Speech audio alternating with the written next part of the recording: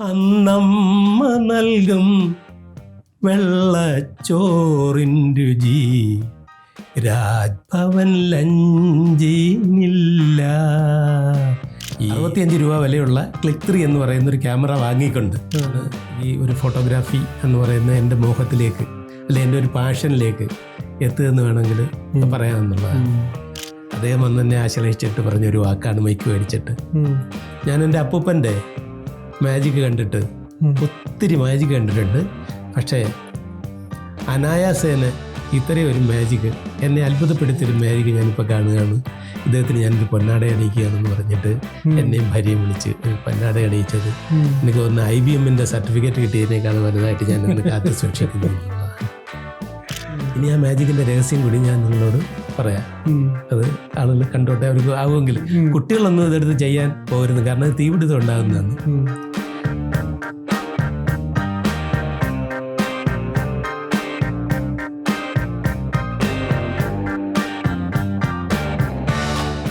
എല്ലാവർക്കും ഫിഫ്ത്ത് എസ്റ്റേറ്റിലേക്ക് സ്വാഗതം. ലൈഫ് തിയറീസിൻ്റെ മറ്റൊരു എപ്പിസോഡാണ് ഇന്ന്. അപ്പോൾ നമ്മുടെ കൂടെ എന്നുള്ളത് വളരെ പ്രഗത്ഭനായിട്ടുള്ളൊരു ഫോട്ടോഗ്രാഫറും അതിലുപരി ഒരു മജീഷ്യനും ലോട്ടറി വകുപ്പിൻ്റെ മുൻ ഡെപ്യൂട്ടി ഡയറക്ടറായിട്ടുള്ള സദാശിവൻ സാറാണ്. അപ്പം സദാശിവൻ സാറിൻ്റെ യാത്രകൾ, ഫോട്ടോഗ്രാഫി, പിന്നെ മാജിക്, ഇതൊക്കെയാണ് നമ്മളിന്ന് ഇവിടെ സംസാരിക്കാൻ പോകുന്നത്. അപ്പം സദാശിവൻ സാറിനെ പറ്റി ഒന്ന് ഇൻട്രൊഡ്യൂസ് ചെയ്താൽ. എന്നെക്കുറിച്ച് അങ്ങനെ സത്യത്തിൽ പറയാനൊന്നുമില്ല. ഒരു സാധാരണ ജീവിതം നയിക്കുന്ന ഒരാളെന്ന നിലയിലാണ് എന്നെ കാണേണ്ടത്. പിന്നെ വകുപ്പിൽ ഡെപ്യൂട്ടി ഡയറക്ടറായിട്ട് റിട്ടയർ ചെയ്യാനുള്ള ഒരു അവസരമുണ്ടായി. അതുപോലെ തന്നെ ആ ഡിപ്പാർട്ട്മെൻറ്റ് വളർത്തിക്കൊണ്ടുവരുന്നതിൽ വളരെ നല്ല പ്രവർത്തനങ്ങൾ കാഴ്ചവെക്കാൻ ആ കാലഘട്ടത്തിലുള്ള ആളുകൾ ശ്രമിച്ചിരുന്നു എന്നുള്ളതാണ്. കാരണം 67 ഈ വകുപ്പിലേക്ക് ഞാനെത്തുന്നത് 74-ലാണ്. അന്നേരം വളരെ ചെറിയ സ്റ്റേജിലാണ് ഈ ഡിപ്പാർട്ട്മെൻറ്റ് വന്നുകൊണ്ടിരിക്കുന്നത്. ആ സമയത്ത് ഡിപ്പാർട്ട്മെൻറ്റിന് സ്വതന്ത്രമായ ഒരു ഭരണഘടന പോലും ഇല്ല. പിന്നെ ഞങ്ങളൊക്കെ വന്ന് ഏറെ കാലം കഴിഞ്ഞതിന് ശേഷമാണ് ഇതിന് സ്വതന്ത്രമായൊരു ഭരണഘടന ഉണ്ടാവുകയും ഇതൊരു സ്വതന്ത്ര ഡിപ്പാർട്ട്മെൻറ്റായി മാറുകയും ചെയ്യുന്നത്. അങ്ങനെ ഇരിക്കുമ്പോൾ അതിനുവേണ്ടി കഠിനമായ പരിശ്രമം ആ കാലഘട്ടത്തിലുള്ള ആളുകൾ അത് ചെയ്തിരുന്നു എന്നുള്ളതാണ്. അന്നേരം എൻ്റെ സഹപ്രവർത്തകരായിരുന്ന ആളുകൾ, എൻ്റെ മുൻഗാമികളൊക്കെ നടത്തിയിട്ടുള്ള അതിവിശിഷ്ടമായ സേവനത്തിൻ്റെ ഭാഗമെന്ന നിലയിലാണ് ഇന്ന് കോടികൾ വരുമാനമുള്ള ഒരു വകുപ്പായി മാറിയിരിക്കുന്നത്. മാത്രമല്ല ഇന്ന് പരക്കെ പത്രങ്ങളടക്കം എഴുതുന്നതാണ് ഈ കേരളം ഇന്ന് നിലനിന്ന് പോകുന്നത് ബിവറേജസ് കോർപ്പറേഷൻ ലോട്ടറിയും കൊണ്ടാണെന്ന്. അങ്ങനെ പറയുമ്പോൾ ഞങ്ങളൊക്കെ സത്യത്തിൽ സന്തോഷിക്കുകയാണ് ചെയ്യുന്നത്. കാരണം അതിന് കൃത്യമായി പറയുകയാണെന്നുണ്ടെങ്കിൽ ഭാഗ്യക്കുറി നമുക്ക് ആക്ഷേപിക്കാൻ കഴിയില്ല. കാരണം ഈ ഭാഗ്യം പരീക്ഷണം എന്നുണ്ടായി എന്ന് ചോദിച്ചാൽ എനിക്കൊരൊറ്റ ഉത്തരമേ ഉള്ളൂ. അത് ഏദൻ തോട്ടത്തിലാണ് ആരംഭിച്ചത്. കാരണം ആദ്യത്തെ ഭാഗ്യ അന്വേഷണം നടക്കുന്നത് അവിടെയാണ്.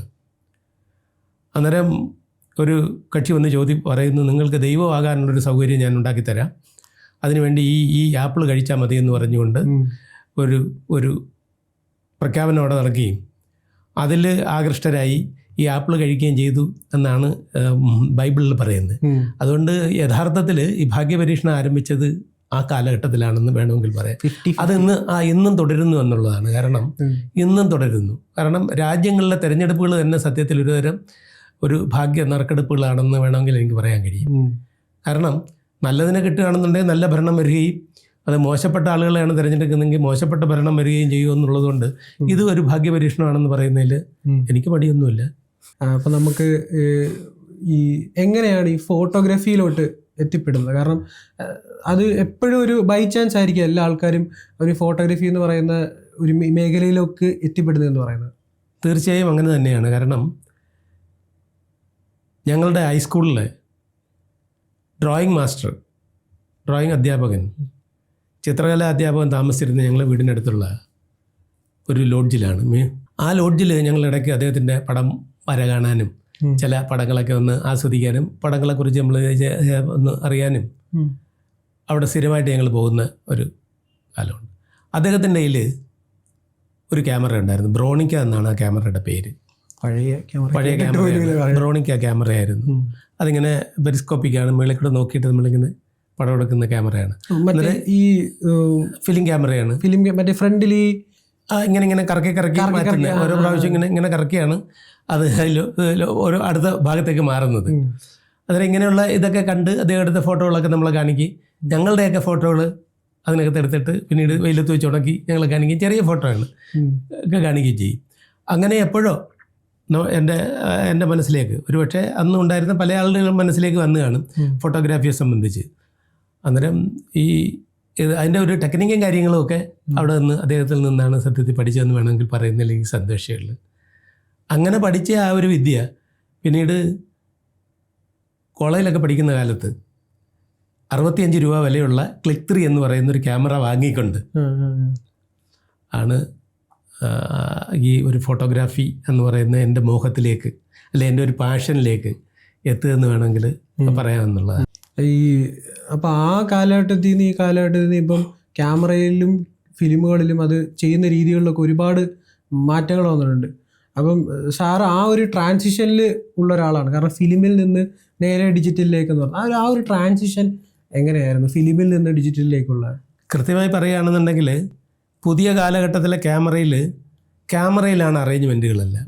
എന്നാൽ പഴയ കാലത്ത് എന്ന് പറഞ്ഞാൽ ഫിലിമിലാണ് അറേഞ്ച്മെൻറ്റ്. നമുക്ക് സ്പീഡ് കൂടിയ ഫോട്ടോകളൊക്കെ എടുക്കാൻ, ഒരു സ്പോർട്സിൻ്റെയൊക്കെ ഫോട്ടോ എടുക്കണമെന്നുണ്ടെങ്കിൽ സ്പീഡ് കൂടിയ ഫിലിം വേണം അത് റോൾ ചെയ്യാൻ. അല്ല സാധാരണ ഫോട്ടോ എടുക്കുക അല്ലെങ്കിൽ ടൂർ പോകുമ്പോഴെടുക്കുന്ന ഇത്, അങ്ങനെ പലതരത്തിലുള്ള ഫിലിമുകളാണ് ആ കാലഘട്ടത്തിൽ ഉപയോഗിച്ചിരുന്നത്. ക്യാമറ അത് തന്നെയാണ്, പക്ഷേ അതിനകത്ത് വേറെ സംവിധാനങ്ങളൊന്നുമില്ല. അത് പക്ഷേ കുറച്ചുകൂടെ സൗകര്യപ്രദമായ നിലയിലേക്ക് അത് മാറുന്നൊരു സാഹചര്യം പിന്നീട് വന്നു. കാരണം മിനോൾട്ടയൊക്കെ ആ തരത്തിലുള്ള സംവിധാനങ്ങളുമായിട്ട് രംഗപ്രവേശം ചെയ്യുകയും അതിൽ തന്നെ ഈ പറഞ്ഞ കണക്ക് ഓട്ടോ ഉണ്ട്, പ്രോഗ്രാം മോഡുണ്ട്, ഷട്ടർ സ്പീഡുണ്ട്, ഇങ്ങനെ പലതരത്തിലുള്ള മോഡുകളോടുകൂടി പിന്നെ ക്യാമറ വരുന്നൊരു സ്ഥിതി വന്നു. ഫിലിം ക്യാമറ ഫിലിം ക്യാമറ തന്നെയാണ് ഞാൻ ഈ പറയുന്നത്. മിനോൾട്ടയിലൊക്കെ അത്തരത്തിലൊരു സംവിധാനവും ഉണ്ടായിരുന്നു. അതിൽ ഇങ്ങനെ തിരിച്ച് നമുക്ക് അത്തരം ഫോട്ടോകൾ എടുക്കാം. അതിൻ്റെ ലെൻസിൻ്റെ ചില അറേഞ്ച്മെൻറ്റുകൾ മാത്രമായിരുന്നു. അത് കഴിഞ്ഞതിന് ശേഷം ഡിജിറ്റൽ സീരീസിലേക്ക് വന്നു കഴിഞ്ഞപ്പോഴേക്ക് വൈറ്റ് ബാലൻസ് കറക്റ്റ് ചെയ്യാം, അതുപോലെ ISO കറക്റ്റ് ചെയ്യാം, അപ്പർച്ചർ മോഡ് കറക്റ്റ് ചെയ്യാം, ഷട്ടർ സ്പീഡ് കറക്റ്റ് ചെയ്യാം. ഈ തരത്തിൽ ഓരോ സ്ഥലത്തെത്തുമ്പോഴും അതിൻ്റെ സംവിധാനത്തിനനുസരിച്ച് ഇതിനകത്ത് ഇപ്പോൾ വൈറ്റ് ബാലൻസ് തന്നെയാണെന്നുണ്ടെങ്കിൽ ടങ്സ്റ്റൺ കത്തുന്ന സ്ഥലത്ത് ഒരെണ്ണമാണ്, സൂര്യപ്രകാശത്തിലൊന്നാണ്, തണലിലൊന്നാണ്. ഇങ്ങനെ ഏത് സ്ഥലത്തും ഉപയോഗിക്കത്തക്ക രീതിയിലുള്ള ഒരു സംവിധാനം അതിനകത്ത് ഉണ്ടായി എന്നുള്ളതാണ് ഇതിൻ്റെ മറ്റൊരു സവിശേഷത. പിന്നെ അന്നേരം തന്നെ കാണാം. ഡിജിറ്റൽ വന്നപ്പോഴുള്ള ഞങ്ങൾ ഈ ഫോട്ടോ എടുക്കുമ്പോൾ ഒരു ഫിലിമിലൊക്കെ ഫോട്ടോ എടുക്കുമ്പോഴെന്ന് പറഞ്ഞാൽ അത് കഴുകി ഉണക്കി അത് പ്രിൻ്റ് എടുത്ത് കഴിഞ്ഞതിന് ശേഷം മാത്രമേ അതിൻ്റെ സ്ഥിതി വിവരങ്ങൾ അറിയാൻ പറ്റുള്ളൂ. അത് മാത്രമല്ല കുറച്ച് ഇത് മാത്രമേ അതിനകത്തുള്ളൂ തരും. ഒരു 35 പടം കഴിഞ്ഞാൽ പിന്നെ ഇത് മാറ്റി വേറെ ലോഡ് ചെയ്യണം. ഈ ഇങ്ങനെയുള്ള ചില പ്രശ്നങ്ങളൊക്കെ അതിനകത്തുണ്ട്. അന്നത്തെ ഫോട്ടോഗ്രാഫർമാരെയൊക്കെ സമ്മതിക്കണം. കാരണം ഇവരറിയുന്നില്ല, റിയൽ ടൈമിൽ അറിയുന്നില്ല, കണക്കുകൂട്ടലും എന്ന് പറഞ്ഞാൽ ഈ അന്നത്തെ വേഗത തന്നെയാണ് ഇന്നും. ഒരു കല്യാണത്തിന്റെ മാല ഇടുന്നു എന്ന് പറയുന്ന അതേ വേഗതയിൽ തന്നെയാണ് ഇന്നും ചെയ്യുന്നത്. അതാണ് അതിൻ്റെ ഒരു സവിശേഷത. ഈ സമയത്താണ് ഇവർ വളരെ കൃത്യമായിട്ട് സിംഗിൾ ഇതിൽ ലൈറ്റ് വെച്ചിരുന്ന ഫ്ലാഷുകൾ ഉപയോഗിച്ചിരുന്ന ഒരു കാലം. ഞാൻ ഉപയോഗിച്ചിട്ടില്ല, ഞാൻ കണ്ടിട്ടേ ഉള്ളു. ഞാൻ ആദ്യമായിട്ട് ഫ്ലാഷുള്ളത് ഉപയോഗിക്കുന്ന ഒരു യാഷിക ക്യാമറയിലാണ്, ബിൽറ്റിൻ. അത് ഗൾഫിൽ നിന്ന് എൻ്റെ ഒരു ബന്ധു കൊണ്ടുവന്ന് എനിക്ക് തന്നാണ്. എൻ്റെ ഫോട്ടോഗ്രാഫി ക്രൈസ് കണ്ടിട്ട് കൊണ്ടുവന്ന് തന്ന ഒരു ക്യാമറയാണ്. അന്നേരം അതിലാണ് സത്യത്തിൽ ആ ഫ്ലാഷ് ഉപയോഗിച്ചുള്ള അത് യാഷിക ഫിലിം തന്നെയായിരുന്നു. അത് യാഷിക ഫിലിം ക്യാമറയാണ്, അത് ഫിലിം ക്യാമറയാണ് ഉപയോഗിച്ചിരുന്നത്. എൻ്റെ ഞാൻ ആദ്യം എനിക്ക് ഡിജിറ്റൽ ക്യാമറ കിട്ടുന്നത് ഞാൻ പറഞ്ഞത് നിക്കോൺ 2100 എന്ന് പറയുന്ന 2 മെഗാ പിക്സൽ ക്യാമറയാണ്. അത് ഇന്ന് ഞാൻ സൂക്ഷിച്ചു വെച്ചിട്ടുണ്ട് വീട്ടിൽ. 2 മെഗാ പിക്സൽ ക്യാമറയാണ് ആദ്യത്തെ ഡിജിറ്റൽ ക്യാമറ. ഫിലിം ക്യാമറ എന്തെങ്കിലും? ഫിലിം ക്യാമറ എൻ്റെ കയ്യിലുണ്ടായിരുന്ന ഞാൻ 2 കക്ഷികൾക്ക് കൊടുത്തു. എൻ്റെ ഈ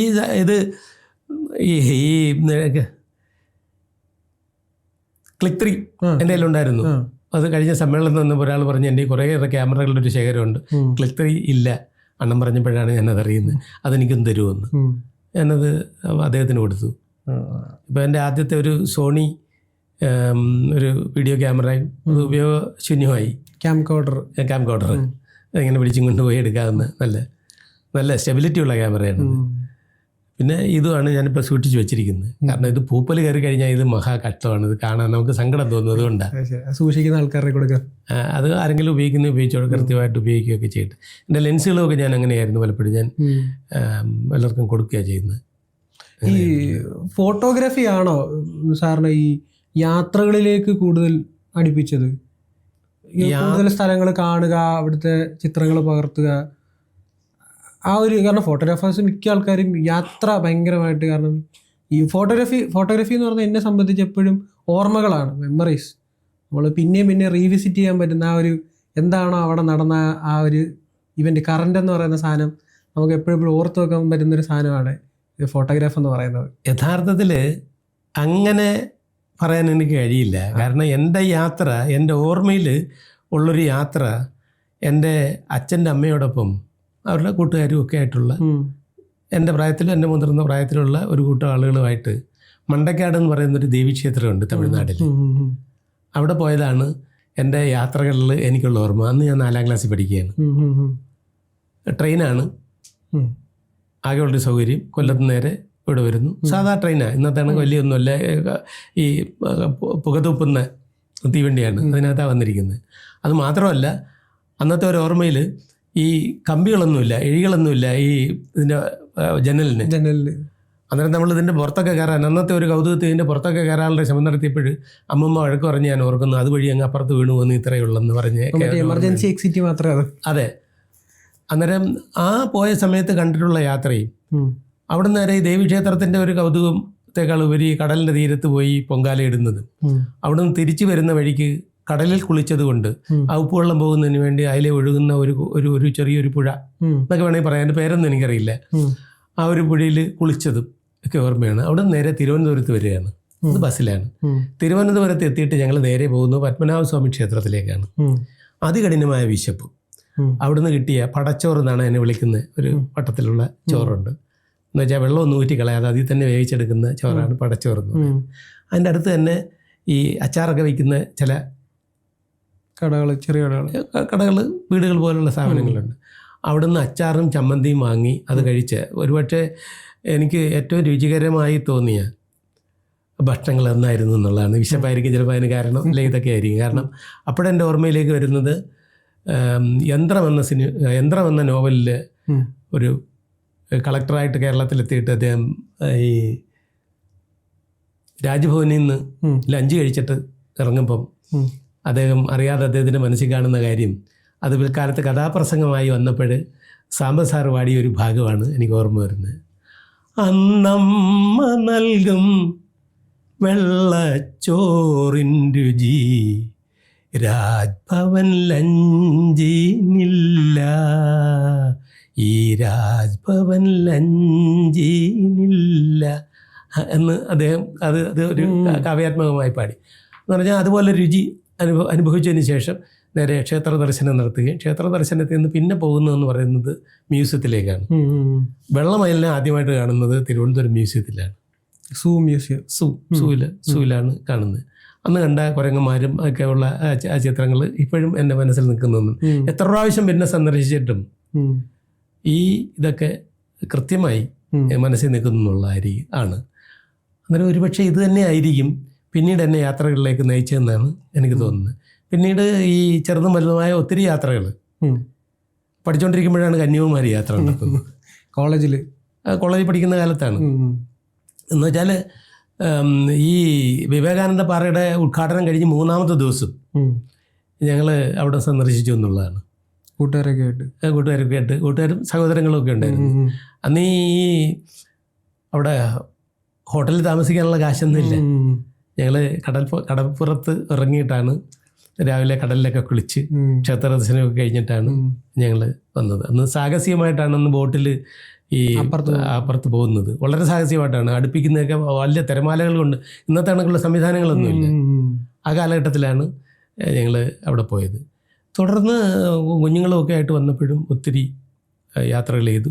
എനിക്കുള്ള ഒരു ഏറ്റവും വലിയൊരു സന്തോഷമായിട്ട് തോന്നിയെന്ന് പറഞ്ഞാൽ ഭാര്യ, കുട്ടികൾ, മരുമക്കൾ അവരെല്ലാം തന്നെയും ഇതിനെ പ്രോത്സാഹിപ്പിക്കുന്നു എന്നുള്ളതാണ്, യാത്രകളെ പ്രോത്സാഹിപ്പിക്കുന്നു എന്നുള്ളതാണ്. അതുകൊണ്ട് കുറച്ച് രാജ്യങ്ങൾ സന്ദർശിക്കാനും ഇന്ത്യയിലെ ഒരു 20ഓളം സംസ്ഥാനങ്ങൾ സന്ദർശിക്കാനും ഒരു അവസരം ഉണ്ടായി, അല്ലെങ്കിൽ ഭാഗ്യം കിട്ടിയെന്ന് വേണമെങ്കിൽ പറയാം. അത് അവരെല്ലാം ഇപ്പോഴും അങ്ങനെ തന്നെയാണ്. ഇപ്പം ഉടനെ ഒരു അമേരിക്കൻ യാത്രയ്ക്ക് തയ്യാറെടുത്തുകൊണ്ടിരിക്കുകയാണ്. അത് കഴിഞ്ഞ് വന്ന ഉടനെ തന്നെ ഒന്നുകിൽ ശ്രീലങ്കയിൽ പോകണം, അല്ലെങ്കിൽ ലക്ഷദ്വീപിൽ പോകണം എന്നുള്ള ഒരു ഇതാണ് പ്ലാൻ ഇട്ടിരിക്കുന്നത്. ആദ്യ വിദേശ യാത്ര ഏതായിരുന്നു? ആദ്യത്തെ വിദേശ യാത്ര അമേരിക്കൻ യാത്രയായിരുന്നു. അമേരിക്കൻ യാത്ര എന്ന് പറയുമ്പോൾ എൻ്റെ മകൾ അമേരിക്കയിലായതുകൊണ്ടാണ് ആ യാത്ര എങ്ങനെ വന്നതെന്ന് പറയുന്നതാണ് ശരി. 2006 ആ യാത്ര. 6 മാസക്കാലം അവിടെ താമസിച്ചിരുന്നു. ആ സമയത്ത് ഞങ്ങൾ 10 സംസ്ഥാനങ്ങളിൽ, അമേരിക്കയിലുള്ള 50 സംസ്ഥാനങ്ങളിൽ 10 സംസ്ഥാനങ്ങളിൽ യാത്ര ചെയ്തു എന്നുള്ളൊരു നയാഗ്ര അടക്കം കാണാനും. നയാഗ്ര ഭയങ്കര രസമാണല്ലേ കാണാൻ? ഒത്തിരി രസമാണ്. കാരണം അത് അങ്ങനെയാണ്. അത് നയാഗ്ര എന്ന് പറയുമ്പോൾ അവിടെ 3 വെള്ളച്ചാട്ടങ്ങളുണ്ട്.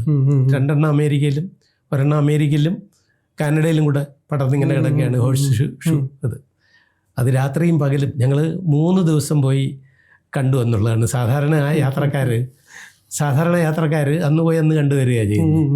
ഞങ്ങൾ 3 പ്രാവശ്യം അതിൻ്റെ വിവിധ സ്ഥലങ്ങൾ എന്ന് വെച്ചാൽ പൂർണ്ണമായും അവിടെ കുറച്ച് സംവിധാനങ്ങളുണ്ട്. കാരണം നമ്മളൊരു ടിക്കറ്റ് എടുത്തു കഴിഞ്ഞാൽ അതുവഴി സഞ്ചരിക്കുന്ന ഏത് വണ്ടിയിലും നമുക്ക് കൈയാണിച്ച് കയറിയിട്ട് നമുക്ക് അടുത്ത പോയിന്റിൽ ഇറങ്ങി അവിടെ കാണാം. അന്നേരം യാത്ര കുറച്ചുകൂടെ നമുക്ക് സുഖകരമാക്കാം, നടക്കണ്ട. അന്നേരം ഈ ഗോഡ്സ് ഐലൻഡ് എന്നൊക്കെ പറഞ്ഞ് അവിടെ ഒരു ഐലൻഡൊക്കെ ഉണ്ട്. അതിലൊക്കെ പോകാൻ ഒരു ഭാഗ്യം കിട്ടിയെന്നുള്ള ആള് താമസമൊന്നുമുള്ള സ്ഥലമൊന്നുമല്ല ഗോഡ്സ് ഐലൻഡ്. എൻ്റെ ഒരു പ്രത്യേകത എന്ന് പറഞ്ഞാൽ അവിടുത്തെ തണുപ്പ് കാലത്ത് ഈ ഐലൻഡിൽ ഈ ആദ്യ കാലഘട്ടത്തിൽ അവിടെ ഈ ഇതിനെയൊക്കെ വളർത്തലായിരുന്നു, മൃഗങ്ങളെ വളർത്തിയാണ് ആളുകൾ ജീവിച്ചിരുന്നത്. ഒരു തണുപ്പ് കാലഘട്ടത്തിൽ അവിടെ ഉണ്ടായിരുന്ന ഈ ചെമ്മരിയാടുകളിൽ 3 ആടുകൾ മാത്രമാണ് അവിടെ രക്ഷപ്പെട്ടത്.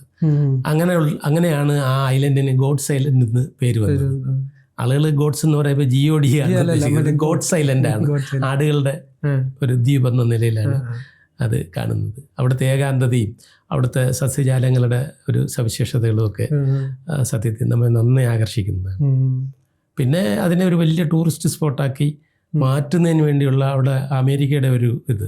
കാരണം അത് കൈവശം വരുന്ന ആളുകളുടെ കയ്യിൽ നിന്ന് $1 കൊടുത്ത് വാങ്ങി അത് അമേരിക്കയുടെ സ്വന്തമാക്കിയിട്ടാണ് ഇത് ചെയ്തിരിക്കുന്നത്. പിന്നെ അവിടുത്തെ കുറേ സാഹസികതകൾ അവിടെ നടന്നിട്ടുള്ള കുറേ സാഹസികത. ഇത് ഏത് വർഷമാണ് പോയത്? ഫസ്റ്റ് ഞാൻ 2006 ഈ നയാഗ്ര കാണാനായിട്ട് പോകുന്നത്. അതിനുശേഷം ഏത് രാജ്യമാണ് സന്ദർശിച്ചത്? അതിന് ശേഷം പോയത് സിംഗപ്പൂർ, മലേഷ്യ. ഇതിൽ ഇപ്പം സഞ്ചരിച്ചതിൽ ഏറ്റവും വളരെ മനോഹരമായിട്ട് തോന്നിയ രാജ്യം ഏതാണ്? അങ്ങനെ നമുക്കൊരു മനോഹരമൊന്ന് സത്യത്തിൽ പറയാൻ കഴിയില്ല. ഒരു രാജ്യത്തെ സംബന്ധിച്ച് ഓരോ രാജ്യത്തിനും ആ രാജ്യത്തിൻ്റെതായ സവിശേഷതകൾ നിറഞ്ഞ മനോഹാരിതയുണ്ട്.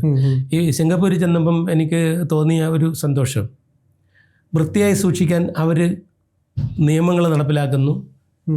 ഈ ചെല്ലുന്ന ആളുകൾ അത് പ്രാവർത്തികമാക്കുവാൻ ശ്രമിക്കുന്നു എന്നുള്ളതാണ് ഏറ്റവും വലിയ സവിശേഷതയായി തോന്നിയ ഒരു കാര്യം. രണ്ടാമത്, കുറച്ച് സ്ഥലമേ ഉള്ള ഒരു രാജ്യമാണല്ലോ, കുറേ 22 കിലോമീറ്ററിനകത്തുള്ള സംവിധാനം മാത്രമാണ് അവിടെയുള്ളത്. അവർ ചെടികൾ വെച്ച് പിടിപ്പിക്കുന്നത് ജനലുകളിലാണെന്നുള്ളതാണ്. ഇങ്ങനെ ദൂരം വലിയ നിലയുള്ള കെട്ടിടങ്ങളിൽ നോക്കുകയാണെന്നുണ്ടെങ്കിൽ ആ ജനലുകൾ മുഴുവനും ചെടികൾ നിറഞ്ഞു നിൽക്കുന്നൊരു കാഴ്ചയാണ് നമ്മളെ ആകർഷിക്കുന്നത് എന്നുള്ളതാണ്. എന്ന് പറഞ്ഞാൽ ശുദ്ധവായു ലഭിക്കുന്നതിന് വേണ്ടി അവർ നൽകുന്ന, അതുപോലെ തന്നെ കണ്ണിന് ഇമ്പം ഉണ്ടാകുന്ന പച്ച നിറത്തിന് അങ്ങനെ ഒരു സവിശേഷത ഉണ്ടെന്ന് ഞാൻ ഇവിടെ വായിച്ചിട്ടുണ്ട്. പച്ചനിറം നമ്മുടെ കണ്ണിന് ഒരുപാട് സന്തോഷം നൽകുന്ന ഒന്നാണ്. അതിനുവേണ്ടി അവർ ഈ ചെടികളെല്ലാം ഈ ജനാലുകളിൽ ഇങ്ങനെ തൂക്കിയിട്ടിരിക്കുന്ന കാഴ്ച കണ്ടിട്ട് ഞങ്ങൾക്ക് വല്ലാത്തൊരു കൗതുകം. ഭയങ്കര വൃത്തിയുള്ള സ്ഥലമാണ്. വൃത്തി എന്ന് പറഞ്ഞാൽ കൃത്യമായി വൃത്തി പാലിക്കുന്നു എന്നുള്ളതാണ്. കാരണം അവിടുത്തെ ഒരു ആദ്യം ഞങ്ങൾ ചെന്നപ്പോഴും ഞങ്ങൾക്ക് ഹോട്ടൽ കിട്ടാൻ ഒരിത്തിരി സമയം താമസിച്ചു. അപ്പോഴേ ഞങ്ങൾ അവിടുത്തെ വിമാനത്താവളത്തിൽ ടോയ്ലറ്റാണ് ഉപയോഗിച്ചത്. ഞാനിപ്പം ഏകദേശം കുറേ ടോയ്ലറ്റുകൾ ഈ വിമാനത്താവളത്തിലെ ടോയ്ലറ്റുകൾ പോകാൻ എനിക്ക് അവസരം ഉണ്ടായിട്ടുണ്ട്. നന്നായി സൂക്ഷിച്ചിരിക്കുന്ന, അമേരിക്കയിലും അങ്ങനെ തന്നെയാണ് കേട്ടോ, നന്നായി സൂക്ഷിച്ചിരിക്കുന്ന ഇതാണ്. അമേരിക്കയിലെന്ന് പറഞ്ഞാൽ ഓരോ മണിക്കൂറിലും അത് ശുചിയാക്കും. ആളുകൾ വന്നിട്ട് കൃത്യമായത് ശുചിയാക്കുന്നു എന്നുള്ളതാണ് അവിടുത്തെ ഒരു സവിശേഷത. ഇതതുപോലെ തന്നെ വളരെ കൃത്യമായി നീറ്റ് ആൻഡ് ക്ലീനായി സൂക്ഷിച്ചിരിക്കുന്നു എന്നുള്ളതാണ്. മാത്രമല്ല അവിടെ കുറേയൊക്കെ നമ്മുടെ വിമാനത്താവളത്തിൽ നിന്ന് തികച്ചും വ്യത്യസ്തമായ ഒരുപാട് കാര്യങ്ങൾ സിംഗപ്പൂരിലുണ്ട്. വലിയൊരു മത്സ്യക്കുളമുണ്ട്. എന്നിട്ട് ചെല്ലുന്ന ആളുകൾ ഈ മത്സ്യക്കുളത്തെ ഇതാക്കിയിട്ടുണ്ട്. മലീമസമാക്കുന്നത് എങ്ങനെയാണെന്ന് വെച്ചാൽ കോയിനൊക്കെ അതിനകത്ത് വലിച്ചെറിഞ്ഞിട്ടുണ്ട്. എൻ്റെ അതിൻ്റെ ഒരു ഫോട്ടോ ഇരിപ്പുണ്ട് തെളിവിനായി. കുറേയേറെ മത്സ്യങ്ങൾ. അതുപോലെ തന്നെ എൻ്റെ ഒരു കാടിൻ്റെ ഒരു ആംബിയൻസ് അവിടെ ഉണ്ടാക്കിയിട്ടുണ്ട്. ചെറിയ ജലപാതവും അതിങ്ങനെ ഒഴുകി ഇതിനകത്ത് ഇങ്ങനെ നിൽക്കുക. അതെനിക്ക് മനുഷ്യന്മാരുടെ ഒരു സ്വഭാവം, എവിടെ ഒരു ഇച്ചിരി ഒരു കുളം കണ്ടാലും അതിനകത്ത് കുറച്ച് നാണയങ്ങൾ കൊണ്ടിടുന്നത് കുറേ രാജ്യങ്ങളിൽ കണ്ടിട്ടുണ്ട്. അല്ല, ഇത് ഞാൻ കണ്ടതുകൊണ്ട് ഞാനത് ഒരു അഭിപ്രായം പറഞ്ഞാണ്. ഇതാണ്. അതുകൊണ്ട് അങ്ങനെ ഒരു വൃത്തി, അങ്ങനെ ഒരു ഒന്നും പറയാനൊക്കത്തില്ല. ഈജിപ്തിൽ ചെന്നപ്പോൾ അവിടെ വേറൊരു വൃത്തിയാണ്. കാരണം എന്ന് പറഞ്ഞാൽ അവിടുത്തെ കെട്ടിടങ്ങളൊന്നും തന്നെയും പെയിൻ്റ് അടിക്കുകയോ ഒന്നും ചെയ്യാറില്ല. അത് ചോദിച്ചാൽ പറഞ്ഞത് ഇതാണ്ട് ഇവിടെ നിറയെ പൊടിയാണ്, ഇന്ന് പെയിൻ്റ് അടിച്ചിട്ടാൽ നാളെ ഇത് ഈ കാവ്യ നിറമാകും, അതുകൊണ്ട് മുഷിയോ എന്നുള്ളത് കൊണ്ടാണ് ഞങ്ങളിത് ചെയ്യാത്തത്. മാത്രമല്ല ഇങ്ങനെ പൂശാത്തതിന് കുറച്ച് ആനുകൂല്യങ്ങൾ അവിടുത്തെ ഗവൺമെൻറ്റിൽ നിന്ന് കിട്ടുകയും ചെയ്യുമെന്നാണ് പറയുന്നത്. അന്നേരം അതും അതിനായിട്ട് ഉപയോഗിക്കുന്നത്. അന്നേരം അവിടെ ഒരു വൃത്തിയുണ്ട്, അവിടെ ഒരു വൃത്തി. എന്നാൽ ഞങ്ങൾ ഇത്തിരി ഉള്ളിലേക്ക് കടന്നപ്പോൾ വളരെ വൃത്തിഹീനമായ ഒരു അന്തരീക്ഷത്തിൽ, ഈജിപ്തിൽ വൃത്തിഹീനമായ അന്തരീക്ഷത്തിൽ അത് അവിടെ കുബൂസൊക്കെ വിൽക്കുന്നു, മീനൊക്കെ വിൽക്കുന്ന സ്ഥലത്ത് നമുക്ക് മൂക്ക് വെച്ചുകൊണ്ട് അങ്ങോട്ട് പോകാനൊക്കത്തില്ല. ആ രീതിയിൽ വളരെ മലീമസമായ അന്തരീക്ഷമുള്ള സ്ഥലങ്ങൾ അവിടെ ഉണ്ട് എന്നുള്ളതാണ്. എന്നാൽ ഇതിനകത്ത് ഇറങ്ങി ചെന്നപ്പം അങ്ങനെയുള്ള വാടകയൊന്നുമില്ല. നമ്മുടെ ഏറ്റവും വലിയ പിരമിഡിനകത്ത് ഇറങ്ങിച്ചെന്ന് നമ്മൾ നോക്കിയപ്പോൾ അതിന് വാടകയൊന്നുമില്ല എന്നുള്ളതാണ് നമ്മൾ കാണേണ്ട ഒരു വസ്തുത. എനിക്ക് തോന്നുന്നു മെഡിക്കൽ കോളേജൊക്കെ ഉണ്ടാകുന്നതിന് മുമ്പാണ് ഈ മമ്മിഫൈ ചെയ്യുന്ന സംവിധാനം അവിടെ ഉണ്ടായിരുന്നു എന്നുള്ളതാണ്. അന്നേരം അതൊരു വലിയ പഠനത്തിൻ്റെ ഭാഗമാക്കേണ്ടതാണ് എന്നത് അത് സൂക്ഷിച്ചിരിക്കുന്നു. കാരണം അവിടെ ഇരുന്ന മമ്മിയെ അവിടുത്തെ മ്യൂസിയത്തിൽ വെച്ചിരിക്കുക, കെയ്റോ മ്യൂസിയത്തിൽ പോയി പ്രത്യേകം $1 നൽകിയെങ്കിലേ അത് തരുള്ളൂ. $1 ഫീസ് കൊടുത്തിട്ടാണ് നമ്മൾ ഈ മമ്മിയെ കാണാനായിട്ട് പോകുന്നത്. അതിൻ്റെ ഒരു ഫോട്ടോ എടുക്കാൻ അത് അവർ അനുവദിക്കത്തില്ല. ഫോട്ടോ എടുക്കത്തില്ലല്ലേ, അത് ഫോട്ടോ എടുക്കാൻ അനുവദിക്കത്തില്ല. പക്ഷെ അതിൻ്റെ ഫോട്ടോ വേറെ സ്ഥലത്തു നിന്ന് നമ്മുടെ കിട്ടിയിട്ടുണ്ട്. ഞാൻ ഫേസ്ബുക്കിൽ ഇട്ടിട്ടുണ്ട് ഫോട്ടോ. അത് നിയമപരമല്ലാതെ അല്ലാത്തത് കൊണ്ടാണ്, നിയമപരമായി തന്നെ കിട്ടിയ ഫോട്ടോ ആയതുകൊണ്ടാണ് ഞാനത് ഫേസ്ബുക്കിലിട്ടത്. അന്നേരം ഇങ്ങനെ ഓരോ രാജ്യത്ത് ചെല്ലുമ്പോഴും ഇപ്പം തൊട്ടടുത്ത് തന്നെയാണ് മലേഷ്യ. അവിടെ ചെല്ലുമ്പം വേറൊരു രീതിയാണ്. പക്ഷേ സിംഗപ്പൂരിലെ വൃത്തിയൊന്നും അവിടെ നമുക്ക് ആ നിലയിൽ തെരുവേദികളിലൊന്നും നമുക്ക് കാണാൻ കഴിയില്ല എന്നുള്ള ഒരു ഭാഗം കൂടിയുണ്ട്. കാനഡയിലെ വൃത്തി അമേരിക്കയിലെ വൃത്തിയല്ല. അതെ. ഇപ്പോൾ ജർമ്മനി ചെല്ലുമ്പോൾ ജർമ്മനിയിൽ വേറൊരു രീതിയാണ്.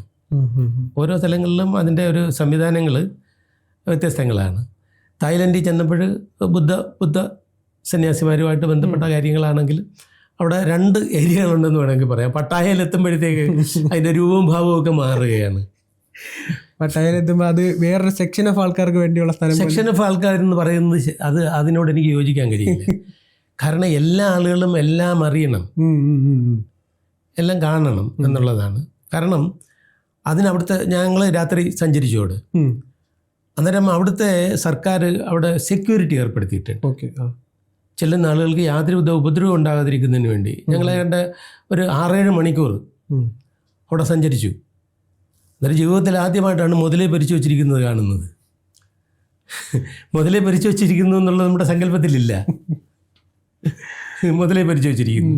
പിന്നെ നമ്മളൊക്കെ ഇവിടെ കപ്പലിൻ്റെയും പൊരി കടലയൊക്കെ കഴിക്കുന്നത് പോലെ അവിടെ തേളിനെയും ചിവീടിനെയും പാറ്റയും മാക്രിയും ഓന്തിനെയൊക്കെ പൊരിച്ചു വെച്ചിരിക്കുന്നു. ചിത്രങ്ങൾ എൻ്റെ കയ്യിലുണ്ട്, അതുകൊണ്ട് കൃത്യമായിട്ട് പറയാം. വേണമെന്നുണ്ടെങ്കിൽ അയച്ചു തരുമെന്ന് ചെയ്യാം. അന്നേരം ഇതൊക്കെയാണ് ഇവിടെ. അത് ആളുകൾ ഈ പറഞ്ഞ കണക്ക് നമ്മുടെ ഈ കൂണ് കൊണ്ടുണ്ടാക്കിയ കപ്പലണ്ടി വിൽക്കുന്ന അതേ സെയിം മാനർ ഇങ്ങനെ വണ്ടിക്കകത്ത് തെളിക്കൊണ്ട് പോവുകയാണ്. എന്നിട്ട് അങ്ങനെ പലതരത്തിലുള്ള ഭക്ഷണങ്ങൾ അവിടെ ലഭ്യമാണ്. പാമ്പടക്കം കിട്ടുമെന്നാണ് അവർ പറയുന്നത്. പാമ്പിൻ്റെ അവിടോട്ട് പോയില്ല, കാരണം കൂടെ വന്നാൽ പലർക്കും ഛർദ്ദിൽ വരുമെന്നുള്ളതുകൊണ്ട് പറ്റില്ല എന്ന് പറഞ്ഞ് ഇങ്ങോട്ട് പോയില്ലായിരുന്നുള്ളതാണ്. അന്നേരം അതുകൊണ്ട് അത് ഓരോ സ്ഥലത്തും ഓരോ തരം വൃത്തി, ഓരോ സ്ഥലത്തും നമ്മളെ ആകർഷിക്കുന്ന ചില സംഭവങ്ങളുണ്ട്. ഇപ്പോൾ കൾച്ചറെല്ലാം വ്യത്യാസമുണ്ട്. തായ്ലൻഡിൽ ചെന്നപ്പോൾ തായ്ലൻഡിൽ കാണാവുന്ന ഒരു പ്രത്യേക അവിടെ ഹോൺ അടിക്കുക എന്ന് പറയുന്ന വലിയ മോശപ്പെട്ട കാര്യമായിട്ടാണ് ആളുകൾ കരുതുന്നത്. നമ്മുടെ ഇവിടുത്തെ ആൾക്കാരത് കേൾക്കണം. ഹോൺ അടിക്കില്ല. വളരെ എനിക്ക് തോന്നുന്നത് അവിടുത്തെ ഈ 8 ദിവസത്തെ യാത്രയിൽ ഒരു 10-20 പ്രാവശ്യം മാത്രമാണ് ഞാൻ വണ്ടി ഹോൺ അടിക്കുന്നത് കേട്ടത്. അവർ വളരെ ശ്രദ്ധയോടുകൂടി അത് മര്യാദ പാലിച്ചാണ് അവർ പോകുന്നതെന്നുള്ളതാണ് എനിക്ക് സന്തോഷമായിട്ട് തോന്നിയത്. ഈ മാജിക് എന്ന് പറയുന്ന ഈ ഒരു കലയിലേക്ക് എങ്ങനെയാണ് വരുന്നത്? ഈ മാജിക്കിലേക്ക് വന്ന എന്ന് പറയുന്നത് സത്യത്തിൽ കുട്ടിക്കാലത്ത് കൊല്ലം ജില്ലാ ആശുപത്രിയിലേക്ക് പല രോഗികളെ കാണാനോ അല്ലെങ്കിൽ എനിക്ക് തന്നെ മരുന്ന് മേടിക്കാനോ പോയ സമയങ്ങളിൽ അവിടെ ഈ വെളിയിൽ മരുന്ന് വിൽപ്പനക്കാരുണ്ട്, ചെറിയ തരത്തിലുള്ള മരുന്ന് വിൽപ്പനക്കാർ. അന്നേരം അവർ ഏതെങ്കിലും ഒരു മാജിക്ക് കാണിക്കുന്നുണ്ട്, ഒരു മാജിക്ക് കാണിച്ചിട്ട് അവിടെ അങ്ങ് വെക്കും, എന്നിട്ട് ഒരു മരുന്ന് വിൽക്കും. അന്നേരം എല്ലാ ആളുകളും കാത്തു നിൽക്കും ഇതിൻ്റെ റിസൾട്ട് അറിയുന്നതിന് വേണ്ടി. ഒരിക്കലും ഇതിൻ്റെ റിസൾട്ട് അറിയാൻ കഴിഞ്ഞിട്ടില്ല എന്നുള്ളതാണ് സത്യം. ഞങ്ങളവിടെ കാത്തു നിന്നാലും ഇതിൻ്റെ റിസൾട്ട് ഒന്നും പറയുമൊന്നുമില്ല. വീണ്ടും ഇയാളെടുത്ത് ഇത് ഇങ്ങനെയൊക്കെയാണെന്ന് പറഞ്ഞിട്ട് പിന്നെ അവിടെ കൊണ്ടുവെക്കും. നമ്മൾ അതിനകത്ത് നിന്ന് പാമ്പ് വരും എന്നൊക്കെ പറഞ്ഞ് നമ്മളിങ്ങനെ കാത്തിരിക്കും, പക്ഷേ ഒന്നും വരികയില്ല. ഇത് എങ്ങനെയോ എൻ്റെ മനസ്സിലേക്ക് കയറി പറ്റി.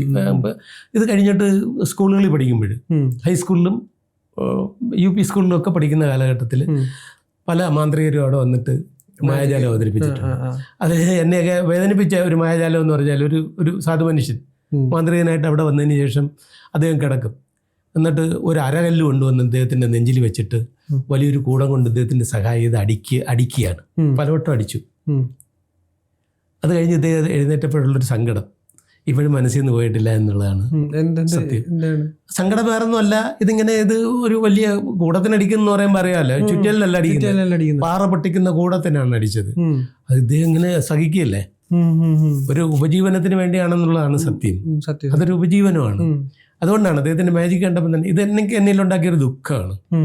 അത് ചിലപ്പോൾ എൻ്റെ ഒരു മനസ്സിന്റെ ഒരു ഇതുകൊണ്ടായിരിക്കും, എന്തോ അങ്ങനൊന്നും ഞാൻ പറയുന്നില്ല, എന്തോ അത് തൂക്കമായത് അതിങ്ങനെ മനസ്സിലിരിക്കുകയാണ്. മാജിക്ക് പഠിക്കണമെന്നുള്ള മോഹം ഒക്കെ ഇങ്ങനെ ഉണ്ടായിരുന്നെങ്കിലും അതൊക്കെ അങ്ങ് നിർത്തി.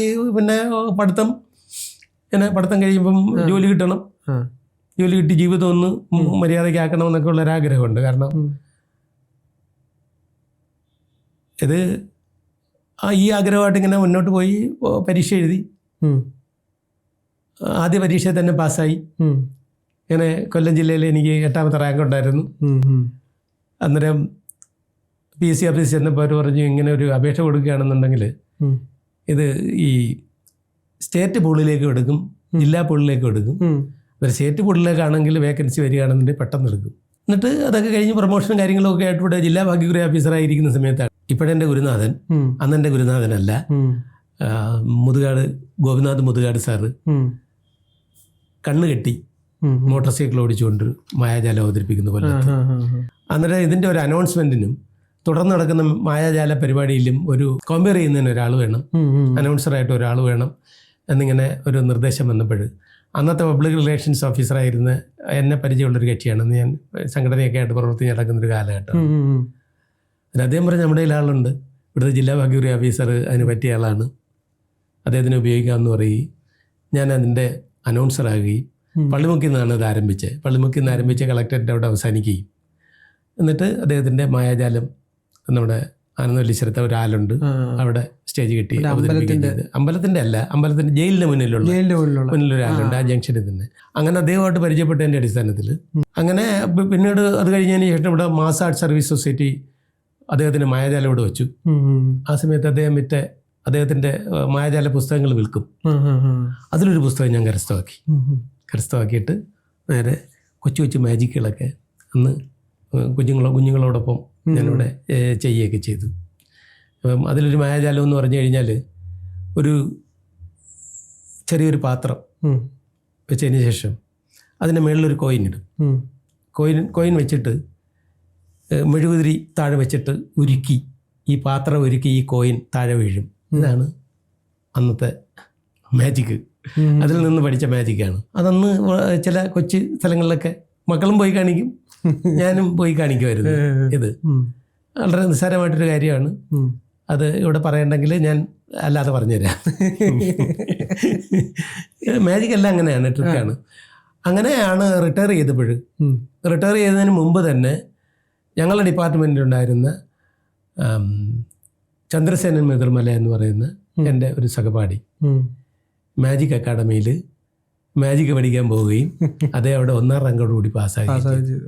അന്നേരം എൻ്റെ സഹപ്രവർത്തകൻ എന്ന നിലയിൽ, എൻ്റെ ജൂനിയർ എന്ന നിലയിൽ എനിക്ക് ഒരുപാട് സ്നേഹവും കുറച്ച് അധികാരമെന്ന് വേണമെങ്കിൽ പറയാം, ഒന്ന് പറയാം. ഞാൻ പറഞ്ഞു പറ്റത്തില്ല ചന്ദ്രസേന, എനിക്ക് എന്നെയും കൂടെ പഠിപ്പിക്കണമെന്ന് പറയും. അത് സാറേ പഠിപ്പിക്കാൻ സാറേ, അതിന് കുഴപ്പമൊന്നുമില്ല, നമുക്കൊരു കാര്യം ചെയ്യും, ഇപ്പം തന്നെ പഠിക്കാമെന്ന് പറഞ്ഞിട്ട് ഞങ്ങളൊരു നറുക്കെടുപ്പിന് പോയപ്പോൾ പാളയത്തുള്ളൊരു കടയിൽ കയറി 2 കുത്തി ചീട്ടും കുറച്ച് സാധനങ്ങളൊക്കെ മേടിച്ചും കൊണ്ട് ഞങ്ങൾ പോയി. എന്നിട്ട് നറുക്കെടുപ്പ് കഴിഞ്ഞ് എല്ലാവരും ഇങ്ങോട്ട് പോരുമ്പോൾ ഞങ്ങൾ ഞങ്ങളുടെ വണ്ടിയിലിരുന്നിട്ട് എന്നെ മാജിക് പഠിപ്പിക്കുകയായിരുന്നു അദ്ദേഹം. ചീട്ട് കൊണ്ടുള്ള കുറേ മാജിക്, പിന്നെ മാജിക്കിൻ്റെ ഒരു സവിശേഷതകൾ, കൈയടക്കം എന്താണ് എന്നൊക്കെ എന്നെ പറഞ്ഞു തന്നു. ശരിക്കും പറയുകയാണെന്നുണ്ടെങ്കിൽ അദ്ദേഹമാണ് എൻ്റെ പ്രഥമ ഗുരുനാഥൻ എന്ന് പറയുന്നതിൽ എനിക്ക് യാതൊരു മടിയില്ല, സന്തോഷമാണ്. പിന്നെ അദ്ദേഹം പറഞ്ഞു, അങ്ങനെ നീ ഒരു കാര്യം ചെയ്യും, മാജിക് അക്കാഡമിയിൽ കോഴ്സ് ഉണ്ട്, അതാണെങ്കിൽ ദിവസവും വന്ന് പഠിക്കണം.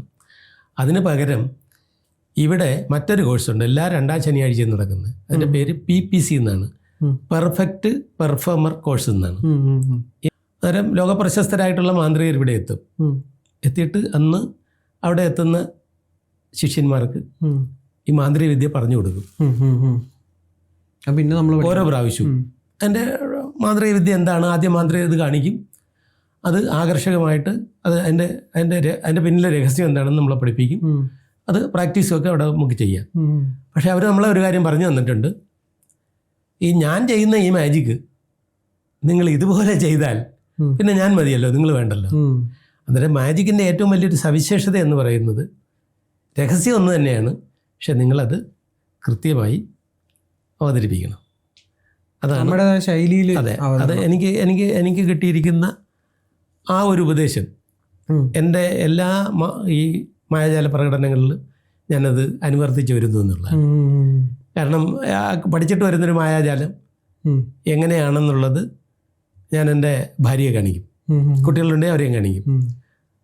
എന്നിട്ട് ഞാൻ പറയും, ഇതാണ് എന്നെ പഠിപ്പിച്ചത്, ഞാനൊരു പുത്തൻ രീതിയിലേക്ക് ഇത് അവതരിപ്പിക്കുകയാണ് എന്ന് പറഞ്ഞിട്ട് ആ പുത്തൻ രീതിയിലാണ് ഞാൻ പലതും അവതരിപ്പിക്കുന്നത്. ചിലപ്പോൾ ഞാൻ ക്ലബ് ചെയ്യും ചില കാര്യങ്ങൾ. ഇപ്പം സെല്ലോ ബാഗിൽ നിന്ന് ഒരു വെടിയുണ്ട എടുത്തിട്ട് ഇങ്ങനെ ഒരു ഫയറിങ് പരിപാടി നടത്തുന്ന ഒരു പരിപാടി എൻ്റെ ഗുരുനാഥൻ നടത്തുന്നുണ്ട്. അതൊന്ന്. പിന്നീട് ഒരു വെള്ളക്കടലാസ് താങ്കളുടെ കയ്യിൽ നിന്ന് വാങ്ങിയിട്ട് ഞാനൊരു സ്റ്റാമ്പറിൽ വെച്ചിട്ട്, സ്റ്റാമ്പർ എന്ന് പറഞ്ഞാൽ അറിയാമല്ലോ, പണ്ട് ഈ മഷി പടരാതിരിക്കുന്നതിന് വേണ്ടി ഉപയോഗിക്കുന്നൊരു സാധനമാണ്. നമ്മൾ പണ്ട് മഷിപ്പേന കൊണ്ട് എഴുതി കഴിഞ്ഞാൽ ഒരു ബ്ലോട്ടിംഗ് പേപ്പർ വെച്ച ഒരു സാധനമുണ്ട്. അത് പഴയകാല സിനിമകളൊക്കെ നോക്കുകയാണെങ്കിൽ കാണാം. സ്റ്റാമ്പർ എന്നാണ് അതിന് പറയുന്നത്. ഈ സ്റ്റാമ്പർ മഷി ഒപ്പി എടുക്കുന്നതിന് വേണ്ടി ഈ വെള്ളക്കടലാസ് മേടിച്ച് ഞാൻ ഈ സ്റ്റാമ്പർ കൊണ്ട് ഇതിങ്ങനെ എൻ്റെ മന്ത്രങ്ങൾ ചൊല്ലിയിട്ട് ഞാനത് നോട്ടാക്കി മാറ്റും. ഇത് ഞങ്ങൾ പഠിപ്പിച്ചാണ്. അതെ, അല്ല, വെള്ള പേപ്പർ നോട്ടാക്കി മാറ്റുക, ഇരട്ടിപ്പിക്കലല്ല, നോട്ടാക്കി മാറ്റുക എന്നുള്ളത്. അതെ, കാരണം കമ്മട്ടം ആണ്. അന്നേരം ഞാനത് ചെയ്തപ്പം വൈഫ് പറഞ്ഞെങ്ങനെയാണ്, ഇതൊരു അന്യായമായ കാര്യമാണ്. കാരണം എന്ന് പറഞ്ഞാൽ ഇത് നിയമപരമായി ശരിയല്ല. അന്നേരം നിങ്ങളെപ്പോലെ സർവീസിലൊക്കെ ഇരുന്നിട്ട് വന്ന ഒരാൾ ചെയ്യുമ്പോൾ അത് കുറച്ചുകൂടെ കരുതലോടുകൂടി ചെയ്യും. ഇപ്പോഴത് വെച്ച് ഞാൻ ചെയ്യുന്ന ഒരു മാന്ത്രികത, അതിലെനിക്ക് ഒരുപക്ഷെ എന്നാന്ന് വെച്ചാൽ ഒരു ഓഡിയൻസ്, ഇവിടെ ഒരു വലിയ ഓഡിയൻസ് വന്നു. ഈ ഓഡിയൻസിലിരിക്കുന്ന ആളുകളുടെ മുഴുവൻ പേരുകളും എഴുതി എൻ്റെ കയ്യിലിരിക്കുന്ന ഒരു സെല്ലോ ബാഗിനകത്ത് ഇട്ട് തരണം. അവരാണ് എഴുതുന്നത്, ഞാനല്ല എഴുതുന്നത്, അവർ തന്നെ എഴുതി തരണം. എഴുതി പേപ്പറൊക്കെ നമ്മൾ കൊടുക്കും, അവർ എഴുതി തരണം. എഴുതി ഈ സെല്ലോ ബാഗിനകത്ത് ഇടണം, ഇട്ടിട്ട് അവിടെ വെക്കും. ഇത് കഴിഞ്ഞതിന് ശേഷം ഒരു കൊച്ചു കുട്ടി വിളിച്ച്, അതിനുമുമ്പ് 1-2 പേരെ വിളിച്ചിട്ട് ഇത് പല പേരുകളാണോ എന്ന് അവരെ കൊണ്ട് നോക്കിക്കും. കുട്ടിയെ വിളിച്ചിട്ട് ഇതിൽ നിന്ന് ഒരു നറുക്കെടുക്കും. എടുത്തിട്ട് അത് എന്നെ കാണിക്കാതെ ഇത് നേരെ ആ കുട്ടിയുടെ രക്ഷകർത്താവിനെ വിളിച്ചിട്ട് അദ്ദേഹത്തിൻ്റെ കൈ കൊടുക്കാൻ പറയും. അദ്ദേഹം അത് വായിച്ചിട്ട് അതിങ്ങനെ ഓരോ അക്ഷരമായിട്ട് മനസ്സിലിങ്ങനെ വിചാരിക്കണം, എന്നെ നോക്കിക്കൊണ്ട്. ഞാൻ അദ്ദേഹത്തിൻ്റെ കണ്ണുകളിലേക്ക് തീക്ഷ്ണമായി നോക്കിക്കൊണ്ട് കൃത്യമായി അതൊന്ന് മനസ്സിലാക്കാനുള്ള ഒരു ശ്രമം നടത്തിക്കൊണ്ടിരിക്കുമ്പോൾ തന്നെ ഓഡിയൻസിൻ്റെ കയ്യിൽ നിന്ന് ഒരു പേപ്പർ മേടിച്ച് ഈ സ്റ്റാമ്പറിനകത്ത് വെക്കും. സ്റ്റാമ്പറിൽ വെച്ചതിന് ശേഷം ഞാനിതൊരു ഫോട്ടോ ആക്കി മാറ്റും. ഒരു ഫോട്ടോഗ്രാഫർ എന്ന നിലയിൽ എൻ്റെ ഒരു ഇതാണ്, ഒരു ഫോട്ടോ മാജിക്ക്. എടുത്തിട്ട് ഞാൻ ഈ വ്യക്തിയോട് പറയും, നിങ്ങൾ ഇപ്പോൾ എടുത്തിരിക്കുന്ന ആളിൻ്റെ പേര്, എന്നിട്ട് ഞാൻ ഈ ഫോട്ടോ കാണിക്കും, ഈ ഫോട്ടോ ആണോ എന്ന് ഓഡിയൻസ് പറയണമെന്ന് പറയണം. അവിടെ ഇരിക്കുന്ന ആളുടെ ഫോട്ടോ, അവിടെ ഇരിക്കുന്ന ആളിൻ്റെ ഫോട്ടോ ആണ് ഞാൻ എടുത്ത് കൊടുക്കുന്നത്. അയ്യോ, അത് ഭയങ്കര ട്രിക്കാണല്ലോ. അത് പൂജാരിമാരുടെ ഒരു നമ്പൂതിരിമാരുടെ ഒരു പരിപാടിയിൽ പങ്കെടുത്തപ്പോൾ അന്ന് ശബരിമല മേൽശാന്തിയായിരുന്ന അദ്ദേഹത്തിൻ്റെ വീട്ടിൽ വെച്ചാണ് ഇവരുടെ മീറ്റിംഗ് കൂടിയിരുന്നത്. അവിടെ വന്ന വിശിഷ്ടാതിഥികൾ വെച്ചിട്ട് ഞാനിങ്ങനെ ഒരു മാജിക്കിലൂടെ അവിടെ ഉണ്ടായിരുന്ന ഒരു ഓഡിയൻ്റെ ഫോട്ടോ എടുത്തു. അന്ന് വാഴക്കുന്ന് നമ്പൂതിരിയാണല്ലോ ഞങ്ങളുടെ മാന്ത്രികരുടെ മുത്തശ്ശൻ എന്ന് വിളിക്കുന്നത്. വാഴക്കുന്ന് അന്നേരം വാഴക്കുന്നത്തിൻ്റെ ചെറുമകൻ എവിടെ ഉണ്ടായിരുന്നു എന്നുള്ളതാണ്. അദ്ദേഹം അന്ന് എന്നെ ആശ്ലേഷിച്ചിട്ട് പറഞ്ഞൊരു വാക്കാണ് മൈക്ക് മേടിച്ചിട്ട്. ഞാൻ എൻ്റെ അപ്പൂപ്പൻ്റെ മാജിക് കണ്ടിട്ട് ഒത്തിരി മാജിക് കണ്ടിട്ടുണ്ട്, പക്ഷേ അനായാസേന ഇത്രയും ഒരു മാജിക്, എന്നെ അത്ഭുതപ്പെടുത്തിയൊരു മാജിക് ഞാനിപ്പോൾ കാണുകയാണ്. ഇദ്ദേഹത്തിന് ഞാനൊരു പൊന്നാട അണിയിക്കുകയാണെന്ന് പറഞ്ഞിട്ട് എന്നെയും ഭാര്യയും വിളിച്ച് ഒരു പൊന്നാട അണിയിച്ചത് എനിക്ക് തോന്നുന്നു IBMൻ്റെ സർട്ടിഫിക്കറ്റ് കിട്ടിയതിനേക്കാൾ വലുതായിട്ട് ഞാൻ ഇന്ന് കാത്തു സൂക്ഷിക്കുന്നു എന്നുള്ളതാണ്. അങ്ങനെ അതാണ് ഇങ്ങനെ പിന്നീട് അങ്ങനെ അവിടെ പോയി പഠിച്ചിട്ടാണ് ഇപ്പോഴും ഞാൻ അവിടുത്തെ വിദ്യാർത്ഥിയാണ്. പുതിയ പുതിയ മാജിക് ട്രിക്കുകൾ പഠിക്കുക എന്നുള്ളത്. ഇപ്പോൾ ഒരുപാട് സാങ്കേതിക വിദ്യകൾ കൊണ്ട് മാജിക്കിനെ വളരെ ആകർഷകമാക്കുന്നുണ്ട്. ഒത്തിരി സാങ്കേതിക വിദ്യകൾ നമ്മളതിന് ഉപയോഗിക്കുന്നുണ്ട്. അത് നേരത്തെ അങ്ങനെയല്ല, കൈയടക്കമൊക്കെ ആയിരുന്നു എന്നുള്ളതാണെങ്കിൽ പത്തനംതിട്ടയിലുള്ളൊരു ITയിൽ ഒരു മാജിക് അവതരിപ്പിക്കാൻ പോയതാണ്. ഓർമ്മയിൽ നിൽക്കുന്ന ഒരു സംഭവം. കാരണം മാജിക്കിനെ ഇങ്ങനെയും പ്രയോജനപ്പെടുത്താൻ കഴിയുമെന്ന് തോന്നിയൊരു അവസരമാണ്. അവിടുത്തെ ITയിലെ പ്രിൻസിപ്പൽ അവിടെ ചെന്നുടനെ അവിടുത്തെ കുട്ടികളെല്ലാം കൂടെ വന്ന് പറഞ്ഞ് മാന്ത്രികനാണല്ലേ, മായാജാലമൊക്കെ കാണിക്കുമെന്ന് ചോദിച്ചു. ഞാൻ പറഞ്ഞു മായാജാലമാണ് ഇതെന്ന് പറയുന്നത്. പക്ഷെ നിങ്ങൾ വിചാരിക്കുന്ന കണക്ക് ഈ ഇല്ലായ്മയിൽ നിന്നൊന്നുമല്ല എടുക്കുന്നത്. നിങ്ങൾ സാങ്കേതിക വിദ്യ പഠിക്കുന്ന ആളുകളാണ്. ഇല്ലായ്മയിൽ നിന്ന് നമുക്കൊന്നും സൃഷ്ടിക്കാൻ കഴിയില്ല. കൈയടക്കത്തിൻ്റെയും കൈവേഗതയുടെയൊക്കെ അടിസ്ഥാനത്തിലാണ് ഇത് ചെയ്യുന്നത്. ഇതിനകത്ത് കുറേ കെമിസ്ട്രി ഉണ്ട്, കണക്കുണ്ട്, പിന്നെ വാചകടിയുണ്ട്, പിന്നെ മിസ് ഡയറക്ഷൻ ഉണ്ട്. ഇതൊക്കെ ഇതിനകത്ത് വരുന്ന കാര്യങ്ങളാണ്. അന്നേരം ഒരു 2-3 കുട്ടികൾ വന്നിട്ട് പറഞ്ഞ്, അങ്കിളെ ഞങ്ങൾക്കൊരു കാര്യം പറയാനുണ്ട്, അങ്കിളിന് ആ കാര്യം ഒന്ന് ചെയ്യാൻ പറ്റുമോ? ഞാൻ പറഞ്ഞു മോനെ എന്താണത്? അങ്ങനെ അതൊരു മന്ത്രവാദം. ഞാൻ പറഞ്ഞു മോനെ ഞങ്ങൾ മന്ത്രവാദികളല്ല, ഞങ്ങൾ മാജിക് കാണിക്കുന്ന ആളുകളാണ് എന്ന് പറഞ്ഞ് ഇവിടെ ഞങ്ങൾക്ക് വലിയ അലോസരം ഉണ്ടാക്കുന്ന ഒരു പയ്യനുണ്ട്. അയാൾ വളരെ ദാരിദ്ര്യമുള്ള കുടുംബത്തിൽ നിന്ന് വരുന്നതാണ്. അയാൾ എങ്ങനെയെങ്കിലും പഠിക്കണമെന്ന് പറഞ്ഞാണ് വരുന്നത്. പക്ഷേ വീട്ടിലെ അയാൾ ശല്യക്കാരനാണ്. ഇവിടെ സ്കൂളിൽ വന്നാലും പഠിക്കുന്നതിനൊക്കെ ഉമ്മത്ത് കാണിക്കുന്നതാണ്. ഇയാളെ ഒന്ന് അങ്കിളിൻ്റെ മുമ്പിലേക്ക് വിട്ടാൽ അങ്കിളിന് എന്തെങ്കിലും ചെയ്യാൻ പറ്റുമെന്ന് നന്നാക്കി എടുക്കാൻ പറ്റും. ഞാൻ പറഞ്ഞു ഒന്നും നന്നാക്കി എടുക്കാനൊന്നും പറ്റുമൊന്നുമില്ല. പക്ഷേ നിങ്ങളൊരു കാര്യം ചെയ്യണം, അയാളോടത് പറയാതെ കൃത്യമായി ഞാനൊരു പൂജ എന്ന് പറയുന്നൊരു മാജിക് ഉണ്ട്, ആ മാജിക്കിനൊന്ന് വിടുകയാണെന്നുണ്ടെങ്കിൽ ഞാൻ വെറുതെ അയാളോട് ഇത് ചെയ്യാമെന്ന് പറഞ്ഞു. സമ്മതിച്ചതിൻ്റെ അടിസ്ഥാനത്തിൽ എൻ്റെ ആദ്യത്തെ എൻട്രി മാജിക്കുകളെല്ലാം കഴിഞ്ഞതിന് ശേഷം ഞാൻ പറഞ്ഞു, ഞാൻ ഇനി നിങ്ങളുടെ മുന്നിലേക്ക് ഇനി മറ്റൊരു മാജിക് അവതരിപ്പിക്കുകയാണ്. അത് വേറെ ഒന്നുമല്ല, ആ മാജിക്കിൻ്റെ ഒരു പ്രത്യേകത എന്ന് പറഞ്ഞാൽ ഒരു താലം നിറയെ തെറ്റിപ്പൂക്കൾ വെച്ചിരിക്കുകയാണ്. ഈ തെച്ചിപ്പൂക്കളിലേക്ക് മിൽമയുടെ കുറച്ച് നെയ്യ് ഒഴിക്കുമ്പോൾ ഇത് അഗ്നിയായി രൂപപ്പെടുന്നു. ഇതാണ് മാജിക്ക്. അങ്ങനെ ഈ പയ്യനെ വിളിച്ചു, അയാളുടെ പേര് ചോദിച്ചു. അന്നേരം കുറച്ച് വിമുഖതയൊക്കെ ഉണ്ട്. ഞാൻ സ്നേഹപൂർവ്വം അത് പറഞ്ഞു, ജനിച്ച സ്ഥലം പറയണമെന്ന് പറഞ്ഞു, വയസ്സ് പറയണമെന്ന് പറഞ്ഞു. അങ്ങനെ ഇതെല്ലാം പറഞ്ഞതിന് ശേഷം ഞാൻ പറഞ്ഞു, ഇഷ്ടമുള്ള ദൈവത്തെങ്കിൽ ദൈവം, അല്ലെങ്കിൽ ഇഷ്ടമുള്ള ആരാണെന്ന് വെച്ചാൽ അവരെ മാതാപിതാക്കളെ, ആരാണെന്ന് വെച്ചാൽ അവരെ മനസ്സിൽ വിചാരിച്ചുകൊണ്ട് 3 പ്രാവശ്യം മോൻ നെയ്തിലേക്ക് ഒഴിക്കണം എന്ന് പറയുകയും ഇയാൾ 3 പ്രാവശ്യം, ഈ 2ാമത്തെ പ്രാവശ്യം ഒഴിച്ചപ്പോൾ തന്നെ ഇത് പുകയാൻ തുടങ്ങി. 3ാമത്തെ പ്രാവശ്യം ഒഴിക്കാനായിട്ട് കൊണ്ടുവന്നപ്പോൾ തന്നെ ഇത് ബൊമ്മെന്ന് പറഞ്ഞ് കത്തുകയും ഇയാൾ സത്യത്തിൽ ഞെട്ടിപ്പോയി കേട്ടോ. പയ്യൻ ഞെട്ടിപ്പോയി. അത് ഞാൻ ഈ തീ കൊണ്ട് ഇയാളെ ഒന്ന് ഒഴിയുകയും ചെയ്തു. ആരതി ഒഴിയുന്ന പോലെ ഒഴിഞ്ഞതിന് ശേഷം ഞാൻ പറഞ്ഞു, മോനെ നന്നായി. ഭയങ്കര കയ്യടി, എല്ലാവർക്കും സന്തോഷം. കാരണം അവരെല്ലാം നീ കണ്ടാണല്ലോ, അതിനകത്ത് തീയില്ല എന്നുള്ളത് ഉറപ്പ് വന്നു. ഞാൻ ഇതൊക്കെ കഴിഞ്ഞു, എൻ്റെ പേയ്മെൻറ്റും ഒക്കെ മേടിച്ച് ഞാൻ നേരെ വീട്ടിലേക്ക് വന്നു. 2 ദിവസം കഴിഞ്ഞപ്പോൾ പ്രിൻസിപ്പലിൻ്റെ ഒരു കോള്, ഇങ്ങനെ സാറിനെ ഒന്ന് കാണണമെന്ന് പറഞ്ഞിട്ട് 2 പേരും ഇവിടെ വന്നിരിക്കുന്നുണ്ട്, അത്യാവശ്യമായിട്ടൊന്ന് കാണണം, ഇവിടെ വരെ വരാനെന്തോ. ഞാൻ പറഞ്ഞു ഞാനിങ്ങനെ ഇതാണ്, ഒരാഴ്ചത്തേക്ക് എനിക്ക് ഒരു അസൗകര്യം ഉണ്ടെന്ന്, പിന്നെ ഒരു അവസരത്തിൽ കാണാം, ആരാണെന്ന് പറയാൻ പറഞ്ഞു. അന്നേരം പറഞ്ഞു, ഈ കുട്ടിയുടെ അച്ഛനും അമ്മയും ആണ് അവിടെ വന്നിരിക്കുന്നത്, അവനിൽ വല്ലാത്ത മാറ്റം സംഭവിച്ചിരിക്കുന്നു ആണ് പറഞ്ഞത്. ഞാൻ പറഞ്ഞ് ഇത് ശുദ്ധമായൊരു അസംബന്ധമാണ് നിങ്ങൾ പറയുന്നത്, കാരണം ഇതൊരു മാജിക് മാത്രമാണ്. ഇനി ആ മാജിക്കിൻ്റെ രഹസ്യം കൂടി ഞാൻ നിങ്ങളോട് പറയാം, അത് ആളുകൾ കണ്ടോട്ടെ, അവർക്ക് ആവുമെങ്കിൽ. കുട്ടികളൊന്നും ഇതെടുത്ത് ചെയ്യാൻ പോകരുത്, കാരണം തീപിടുത്തം ഉണ്ടാകുന്നതാണ്. ഇതിൽ ഞാൻ പൊട്ടാസ്യം പെർമാംഗനേറ്റ് ഈ തെറ്റിപ്പൂവിലെല്ലാം ഞാൻ വിതറിയിട്ടിരിക്കുകയാണ്. സ്റ്റേജിലേക്ക് ഇതെടുക്കത്തു എൻ്റെ അസിസ്റ്റൻ്റ് ഇത് കൊണ്ടുവരുമ്പോൾ അതിൻ്റെ മുകളിലെല്ലാം ഈ പൊട്ടാസ്യം പെർമാംഗനേറ്റ് വിതറിയിട്ടുണ്ട്. അത് നിങ്ങൾക്ക് സത്യത്തിൽ ശ്രദ്ധപ്പെടാൻ കഴിയില്ല. മനസ്സിലായില്ലേ? ഇത് തീ പിടിക്കാനുള്ള സൗകര്യത്തിന് വേണ്ടി ഞാൻ ചെയ്യുന്നതെന്ന് പറഞ്ഞാൽ ഒരു പേപ്പർ കൂടി, ഒരു ന്യൂസ് പേപ്പറിൻ്റെ കഷ്ണം കൂടി ഇതിനകത്ത് വെച്ചിട്ടുണ്ട്. ചെത്തിപ്പൂവ് വെക്കുന്ന ഇതിനകത്താണ്, ഈ പാത്രത്തിൽ. കാരണം ആരെങ്കിലും ചോദിച്ചാൽ ഞാൻ പറയും ഇത് കൈ പൊള്ളാതിരിക്കുന്നതിന് വേണ്ടിയാണ്. തീ ഇങ്ങോട്ട് വന്നിട്ട് കൈ പൊള്ളാതിരിക്കുന്നത്, പൂക്കൾ വാടാതിരിക്കുന്നതിന് വേണ്ടി. ഇത് കൊണ്ടുവന്നു. എന്നിട്ട് ഞാൻ മിൽമയുടെ ഒരു ഡപ്പിക്കകത്താണ് ഈ നെയ്യ് വെച്ചിരിക്കുന്നത്. സത്യത്തിൽ ഇത് ഗ്ലിസറിനാണ്. ഇതെന്തിന് ഈ മിൽമ കവറിൽ വെച്ചിരിക്കുന്നതെന്ന് ചോദിച്ചു കഴിഞ്ഞാൽ എനിക്ക് ഈ ഓഡിയൻസിനെയൊക്കെ ഒന്ന് മണപ്പിക്കണം, അവർക്കത് നെയ്യാണെന്ന് ബോധ്യം വരണം. അന്നേരം ഈ കുപ്പി കണ്ട് ഒരു 2 ആഴ്ചത്തോളം ഈ കുപ്പിയിൽ ഈ നെയ്യുടെ മണം പോവില്ല. ഗ്ലിസറിനാണ് മണം ഒട്ടില്ലാതാനും. ഈ ഗ്ലിസറിനാണ് സത്യത്തിൽ ഇതിൽ ഒഴിക്കുന്നത്. ഇങ്ങനെ ഗ്ലിസറിൻ ഒഴിച്ചു കഴിഞ്ഞാൽ ഇത് അഗ്നിയാകും എന്നുള്ള കാര്യത്തിൽ ശാസ്ത്രം തെളിയിച്ചിട്ടുള്ളതാണ്. ഇത് ഒരാളെ ഒരു തരത്തിൽ അയാൾക്കൊരു മനംമാറ്റം വന്നെങ്കിൽ അത് ഈ ഒരു മാജിക്കിൻ്റെ ഒരു സവിശേഷതയായിട്ട് ഞാൻ കാണുകയും അത് ഞാനിപ്പോഴും സന്തോഷിക്കുകയും ചെയ്യുന്നു എന്നുള്ളതാണ്.